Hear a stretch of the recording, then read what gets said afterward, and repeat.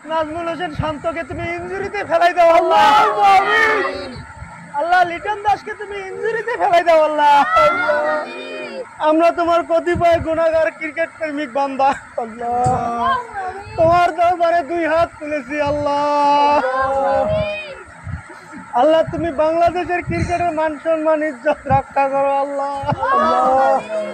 একজন ক্রিকেট প্রেমিক হয়ে কইতো লজ্জা লাগে, কিন্তু তুমি তো দেখছো আল্লাহ, তারপরও কই আল্লাহ তোমার কথাটা। আমেরিকার সাথে আমার বাংলাদেশ 5 উইকেটে আছে আল্লাহ। আল্লাহ লজ্জার বিষয় আল্লাহ। আল্লাহ এইসব ক্রিকেটের হাত থেকে আমাদের বাংলাদেশকে রক্ষা করো আল্লাহ।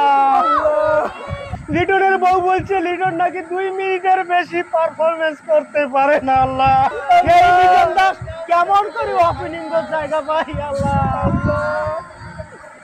এই দুই কুলাঙ্কারের হাত থেকে আমাদের ক্রিকেটকে রক্ষা করো আল্লাহ। নাজমুল হোসেন শান্ত যে অধিনায়ক হয়েছে আল্লাহ, এটা মাহমুদুল্লাহর উপর অবিচার করা হয়েছে আল্লাহ। তার মতন একজন অভিজ্ঞ সিনিয়র ক্রিকেটার থাকতে নাজমুল হোসেন শান্ত কেন অধিনায়ক হবে আল্লাহ। আল্লাহ যারা পারফরমেন্স করতে পারতেছে না, বিশেষ করে লিটন দাস আর নাজমুল হোসেন শান্ত, সৌম্য সরকার ইনজুরি ফেলেন পারেন, সমস্যা নাই। কি আল্লাহ কবুল করো আল্লাহ। আল্লাহ আল্লাহ এদের জায়গায় যেন মেহেদী হাসান মিরাজের মতো অন্য কেউ অভিজ্ঞ ক্রিকেটাররা জায়গা পায় আল্লাহ।